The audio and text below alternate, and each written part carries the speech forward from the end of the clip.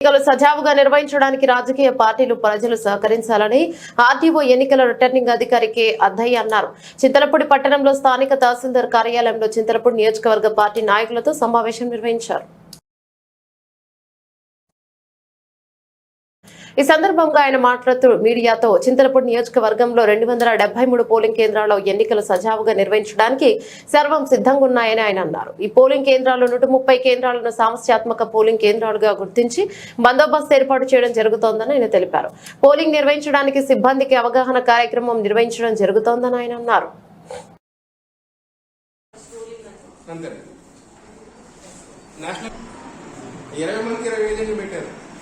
దాంట్లో 10 మంది క్యాండిడేట్లు ఉన్నారు.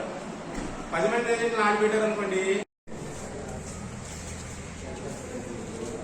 ఈరోజు ఎలక్షన్స్, జనరల్ ఎలక్షన్స్ ఈరోజు రేపు నోటిఫికేషన్ అన్నట్టుగా ఉన్న సందర్భంలో మోడల్ కోడ్ ఆఫ్ కండక్ట్ గురించి పొలిటికల్ పార్టీ వారితో మీటింగ్ పెట్టుకోవడం జరిగింది. మోడల్ కోడ్ అంటే ఎలక్షన్ నోటిఫికేషన్ వచ్చిన మరుక్షణమే ఈ కోడ్ అమల్లోకి వస్తుంది కాబట్టి కోడ్ ఇంప్లిమెంటేషన్ గురించి, మోడల్ కోడ్ వైలేషన్ గురించి వారితో చర్చించడం జరిగింది. కోడ్ అమల్లోకి వచ్చిన ప్రతి మరుక్షణం నుంచే పబ్లిక్ ప్లేస్లో ఉన్నటువంటి ఫ్లెక్సీలు, ప్రజాప్రతినిధుల యొక్క ఫ్లెక్సీలు అయితేనేమి, తర్వాత పబ్లిక్ ప్లేస్లో కానీ ప్రైవేట్ ప్లేస్లో కానీ ఎక్కడ కూడా వితిన్ 48 అవర్స్లో ప్రజాప్రతినిధుల యొక్క ఫ్లెక్సీలు, బొమ్మలు ఏమన్నా కూడా అవన్నీ కూడా తీసేయాల్సి ఉంటుంది. కలర్స్ కానీ బ్యానర్స్ కానీ ఏమన్నా కూడా అవన్నీ కూడా తొలగించాల్సి ఉంటుంది. అవన్నీ కూడా వారికి అవగాహన కల్పించడం కోసం ఈరోజు మీటింగ్ పెట్టుకోవడం జరిగింది. తర్వాత ఈ చింతలపూడి కాన్స్టిట్యున్సీకి సంబంధించి 273 పోలింగ్ స్టేషన్స్ ఉన్నాయి. 273 పోలింగ్ స్టేషన్స్లో 2,71,374 మంది ఓటర్స్ ఉన్నారు. ఇందులో మేలు వచ్చేటప్పటికి 1,33,512 మంది మేలు ఓటర్స్ ఉంటే 1,37,821 మంది ఫిమేల్ ఓటర్స్ ఉన్నారు. 41 మంది ట్రాన్స్జెండర్స్ ఉన్నారు.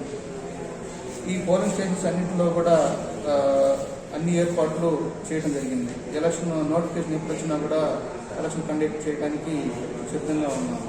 అదేవిధంగా ఈ 273 పోలింగ్ స్టేషన్స్లో గాను గతంలో జరిగిన ఇన్సిడెంట్స్ కానీ, గతంలో జరిగిన ఏదన్నా అఫెన్సెస్ని బేస్ చేసుకొని 130 పోలింగ్ స్టేషన్స్ని క్రిటికల్ పోలింగ్ స్టేషన్స్గా ఐడెంటిఫై చేయడం జరిగింది. ఈ 130 పోలింగ్ స్టేషన్స్కి ప్రత్యేకమైన స్టాఫ్ అంటే బందోబస్తు ఏర్పాటు చేసి వెబ్కాస్టింగ్ కూడా ఏర్పాటు చేయడం జరుగుతుంది. అదేవిధంగా ఈ 273 పోలింగ్ స్టేషన్స్ని మేము 25 సెక్టార్లుగా ఏర్పాటు చేసి 25 మంది సెక్టార్ ఆఫీసర్లని అపాయింట్ చేయడం జరిగింది.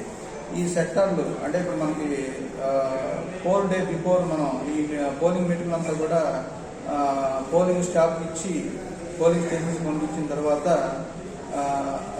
పోలింగ్ స్టేషన్కి వెళ్ళడానికి రూట్లు అంటే ఒక సెక్టారుకి ఒక రూట్కి ఒక సెక్టార్ ఆఫీసర్గా నియమించి అతని ఆధ్వర్యంలో పోలింగ్ స్టాఫ్ అంతా కూడా వాళ్ళ పోలింగ్ స్టేషన్స్కి అరైవ్ అయ్యేటట్టుగా చూస్తాము.